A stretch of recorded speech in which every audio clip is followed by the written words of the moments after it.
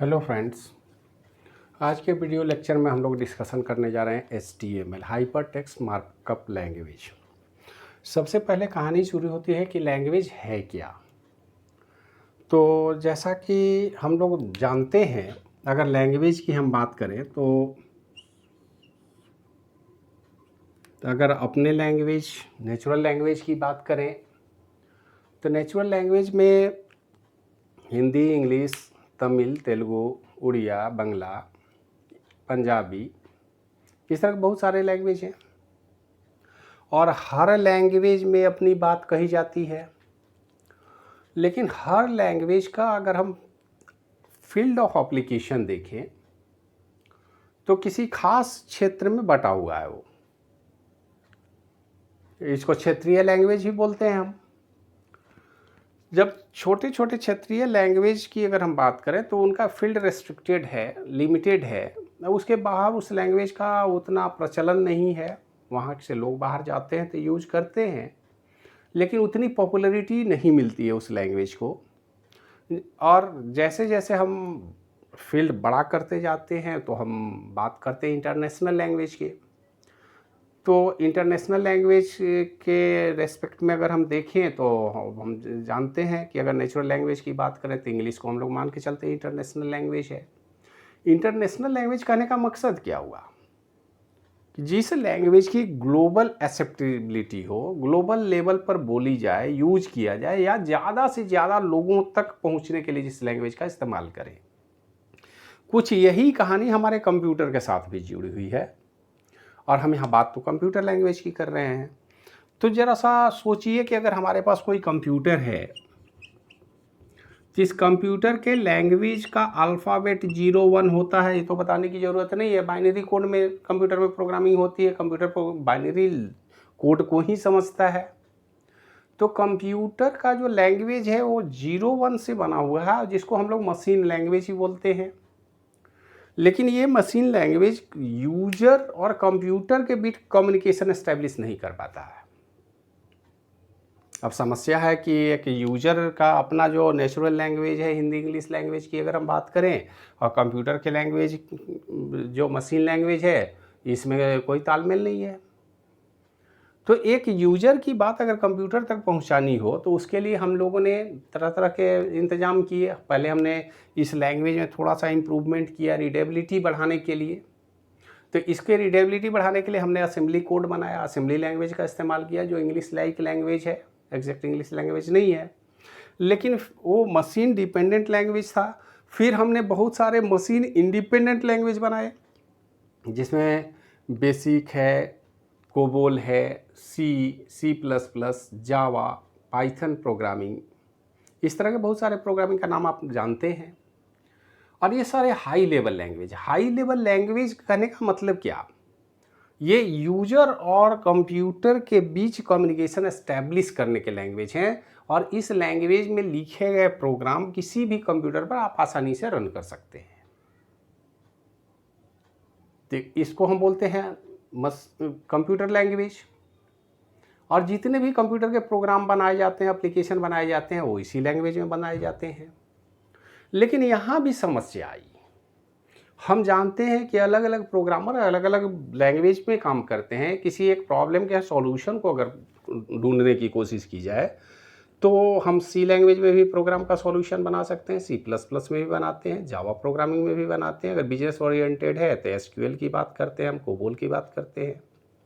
सामान्य बच्चों के सीखने के लिए अगर बात करें तो बेसिक लैंग्वेज हमने बनाया था।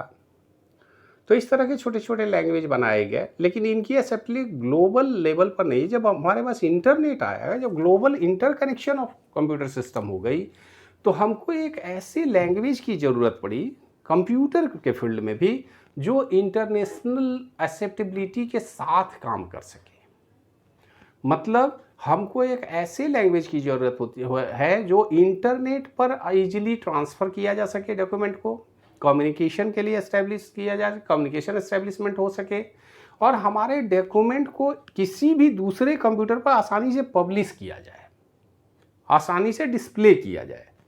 और इंटरनेट आने के बाद हम देखते हैं वेबसाइट। वेबसाइट क्या है? वेब पेज है, और वेब पेज एक नेचुरल लैंग्वेज जो हमारे इंग्लिश में डॉक्यूमेंट हैं, इन्हीं को पब्लिश करने का प्लेटफॉर्म प्रोवाइड करता है। तो इंटरनेशनल पब्लिकेशन के लिए, शो ऑफ के लिए, डिफरेंट वेबसाइट पर इंफॉर्मेशन को डिस्प्ले करने के लिए एक कॉमन लैंग्वेज की आवश्यकता महसूस हुई, और उसी लैंग्वेज की खोज में हम आए तो हमको मिला HTML, hyper text markup language. मतलब कंप्यूटर में जो वेबसाइट या वेब पेज आप देखते हैं वो हाइपर टेक्स्ट है, और हाइपर टेक्स्ट के लिए जो लैंग्वेज हमने बनाया वो HTML है। सबसे पहला लैंग्वेज है जो वेबसाइट पर वेब पेज डिजाइन करने के लिए इस्तेमाल किया गया। इसके लिए हम C या जावा का इस्तेमाल नहीं करते। तो इसके विषय में सबसे पहले थोड़ा देख लिया जाए, इनके विषय में कुछ पॉइंट हैं जो जानना जरूरी है। सबसे पहले ये बोलते हैं कि stand for hyper text markup language, it is a standard markup language for creating web pages. जब वेबसाइट डिज़ाइनिंग किसी को सीखना हो तो उनके लिए लैंग्वेज HTML है। स्टार्ट HTML से होगा, उसके बाद XML है, उसके बाद PHP है, तो और भी बहुत सारे डायनेमिक वेब पेज बनाए जा रहे हैं। लेकिन इनिशियली सबसे अच्छा अगर कोई लैंग्वेज है हमारे पास वेबसाइट पर काम करने, इंटरनेशनल इंफॉर्मेशन को पब्लिश करने के लिए, तो हमें चाहिए HTML।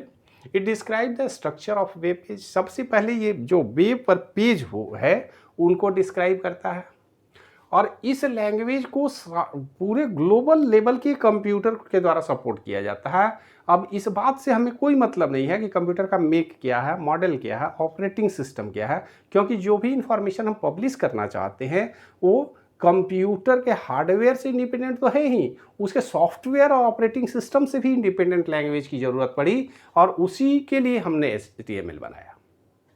अब HTML के डॉक्यूमेंट को आप चाहे मोबाइल सेट पर देखें, किसी भी पुराने से पुराने कंप्यूटर पर देखें, नए से नए कंप्यूटर पर देखें, कोई फ़र्क नहीं पड़ता, हर जगह डिस्प्ले एज इट इज होगा, ताकि जो व्यू हम चाहते हैं दिखाना वो पहले से हम सेट कर लें और उसको दुनिया में हर जगह पब्लिश कर दिया जाए।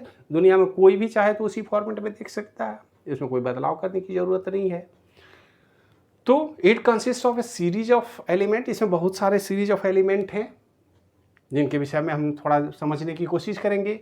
Elements tell the browser how to display the content. ये बड़ा महत्वपूर्ण है कि HTML एलिमेंट्स जो है वो इंटरनेट पर कोई भी इंफॉर्मेशन को अगर एक्सप्लोर करना हो तो हमको ब्राउज़र चाहिए। गूगल क्रोम की बात हम करते हैं, इंटरनेट एक्सप्लोरर की बात करते हैं, मोजिला फायरफॉक्स की बात करते हैं, UC ब्राउज़र है, और भी बहुत सारे ब्राउज़र आ गए। अभी तो जियो ने भी अपना ब्राउज़र लॉन्च कर दिया है।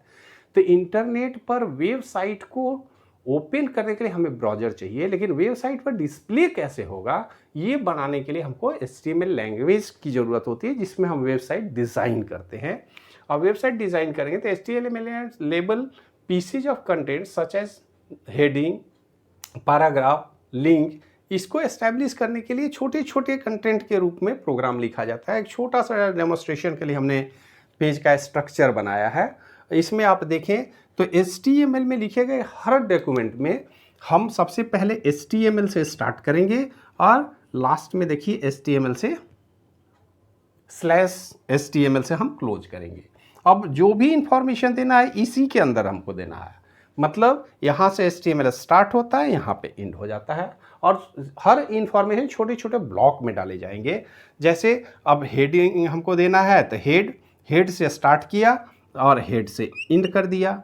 टाइटल लिखना है तो यहाँ पर टाइटल का नाम हम लिखेंगे, टाइटल से स्टार्ट करेंगे, टाइटल से क्लोज कर देंगे। स्टार्ट करेंगे एंगुलर ब्रैकेट में और क्लोज करने के लिए स्लैश के साथ उसको क्लोज करेंगे, एंगुलर ब्रैकेट यहाँ भी लगाएंगे। अब पेज टाइटल यहाँ पर जो भी हम लिखें अपने इंफॉर्मेशन को, वो इंटरनेट के वेबसाइट के टैब में लिखा मिलेगा हमको। जब भी कोई साइट आप खोलते हैं तो टैब में देखिए कुछ ना कुछ इन्फॉर्मेशन लिखे गए होते हैं, तो टैब में जो भी इंफॉर्मेशन है वो पेज टाइटल इस पेज के हेडिंग में होगा, और ये टाइटल पेज है जो जब भी खुलेगा तो उस पेज के वेबसाइट के उस पर्टिकुलर पेज के टैग में होगा। इसके बाद आप नीचे आएंगे तो देखिए फिर हम बॉडी लिखते हैं, तो बॉडी यहाँ से स्टार्ट करके हमने यहाँ तक क्लोज किया है। बॉडी से स्टार्ट किया हमने स्लैश बॉडी लिख करके क्लोज किया। इसके अंदर फिर देखिए हेडर हमने लिखा है, एक ही लाइन में हमने हेडर लिख दिया है। तो अपने वेबसाइट का कोई भी हेडिंग जब दिखाना हो तो इस तरह से दिखाएंगे। अब यहाँ हमने सिर्फ दिस इज ए हेडिंग लिखा है। आप जो भी इंफॉर्मेशन हेडिंग में देना चाहें, अपने चैप्टर का नाम देना चाहें, डॉक्यूमेंट का टाइटल देना चाहें, जो कुछ भी देना चाहें आप यहाँ दे सकते हैं। इसके बाद पैराग्राफ है। पैराग्राफ देखिए हमने यहाँ 2 पैराग्राफ आपको एग्जांपल के तौर पर लिया है। This is a paragraph, this is another paragraph. मतलब अलग अलग पैराग्राफ में, जैसे हम लोग कोई कंटेंट्स या डॉक्यूमेंट टाइप करते हैं तो अलग अलग पैराग्राफ में लिखते हैं। तो हर पैराग्राफ को स्टार्ट करेंगे एंगुलर ब्रैकेट पी से और स्लैश पी से इसको क्लोज किया जाएगा। तो ये फॉर्मेट आप याद रखें, और पैराग्राफ में जितना लाइन लिखना है आप लिखें, कोई फ़र्क नहीं पड़ता, वो एज इट इज़ वहाँ वेबसाइट पर डिस्प्ले होगा। तो इस तरह से बिल्कुल क्लियर कॉन्सेप्ट है। HTML में कोई भी इंफॉर्मेशन आप चाहें तो HTML head, title, head close, इसके बाद बॉडी के अंदर आप हेडर लिख दें, अलग अलग पैराग्राफ लिखें और अपने डॉक्यूमेंट को क्लोज कर दें, और फाइनल लास्ट में स्लैश HTML से आपका डॉक्यूमेंट कंप्लीट हो जाता है। मतलब होल बॉडी ये पूरे वेब पेज का इसी में है। अब इसको आगे हम बढ़ा सकते हैं, इसमें इमेज भी ऐड कर सकते हैं, इसमें और भी इंफॉर्मेशन टेबल वगैरह भी इंसर्ट किया जा सकता है। लेकिन वो धीरे धीरे आप HTML सीख जाएंगे। अगर कोई बुक है फॉलो करेंगे तो 2-4 दिन में सीखा जा सकता है। हमारे कहने का मकसद ये है कि जितने भी वेबसाइट बने होते हैं, वो वेबसाइट क्या है? Website is a collection of web pages. किसी भी यूनिवर्सिटी की साइट का आप देखेंगे तो उसमें हो सकता है 10, 20, 50, 100 पेज हों, और लेकिन हर पेज इस तरह से डिज़ाइन किया जाता है और उनको आपस में हम जोड़ देते हैं। तो डिफरेंट पेज को एक साथ अटैच कर दिए, ग्रुप बना दिए, तो हो गया वेबसाइट। अब वेबसाइट इस सबसे स्टैंडर्ड और सबसे आसान तरीका है वेबसाइट बनाना, HTML डॉक्यूमेंट में आप बनाएं। और HTML डॉक्यूमेंट पे अब ये है कि ये इंफॉर्मेशन हम कहाँ लिखें, तो इसके लिए एडिटर है हमारे पास। आप नोटपैड में लिख सकते हैं, सबसे आसान, कोई एप्लीकेशन की ज़रूरत नहीं है। किसी तरह के ऑपरेटिंग सिस्टम अगर विंडोज आपके पास है तो नोटपैड आपके पास उपलब्ध है, विंडो का पार्ट है वो टेक्स्ट एडिटर। किसी भी टेक्स्ट एडिटर में जाएं और इस तरह से कोड लिखें, और इस कोड को किसी पर्टिकुलर नाम से आप सेव करें। नाम जब भी दें तो .html या HTML इसका एक्सटेंशन है, इस नाम से आप सेव करते हैं डॉक्यूमेंट को, और जब भी इस डॉक्यूमेंट को खोलेंगे तो ऑटोमेटिक वेब पेज के फॉर्म में खुल जाएगा। तो ये फॉर्मेट जो है बड़ा ही इम्पोर्टेंट है। जब भी किसी इंफॉर्मेशन को हमको इंटरनेशनली पब्लिश करना हो, इंटरनेशनल लेवल पर वेबसाइट पर डालना हो, तो साइट पर डालने के लिए आपको वेब पेज की ज़रूरत होगी। और वेब पेज बनाने का लैंग्वेज है हमारे पास, सबसे आसान लैंग्वेज है HTML। इसमें स्टैटिक पेज बनाए जाते हैं, जो कुछ भी आप लिखेंगे स्क्रीन पर दिखना शुरू हो जाएगा। अब तो डायनेमिक पेज बनाए जा सकते हैं, स्क्रॉलिंग की फीचर हम डालते हैं, वीडियो को प्रेजेंट करते हैं, कुछ वीडियो ऑडियो भी जोड़ देते हैं। तो उस तरह के पेज फिर डायनेमिक पेज में बनाए जाते हैं। उसके लिए आपको इसके एक्सटेंडेड वर्जन XML में जाना होगा, या java.php है। PHP बड़ा पॉपुलर लैंग्वेज है जो डायनेमिक वेब पेज डिज़ाइन करने में मदद करता है। तो एक्सटेंशन सब में है, लेकिन ये बेसिक स्ट्रक्चर यही है कि जब भी कोई इन्फॉर्मेशन हम इंटरनेशनली पब्लिश करना चाहें, वेबसाइट पर डालना चाहें, तो उसका एक निश्चित फॉर्मेट है, उस फॉर्मेट को फॉलो करना। कंटेंट क्या होगा वो आपके ऊपर डिपेंड है। जैसे पैराग्राफ में अब क्या लिखना वो आप लिखेंगे, उससे मतलब नहीं है वो कैसा दिखना चाहिए, उसका कलर क्या होगा, उसका फॉन्ट साइज क्या होगा, वो आपके ऊपर डिपेंड करता है।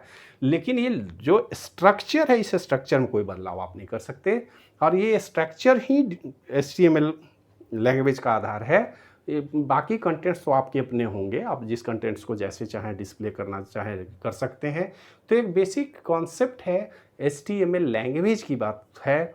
और इस लैंग्वेज में जो कॉन्सेप्ट है, जैसे सबसे पहले हमने देखा कि इंटरनेट क्या है, इंटरनेट कैसे कनेक्ट करता है, पूरी दुनिया के कंप्यूटर को जोड़ा जाता है।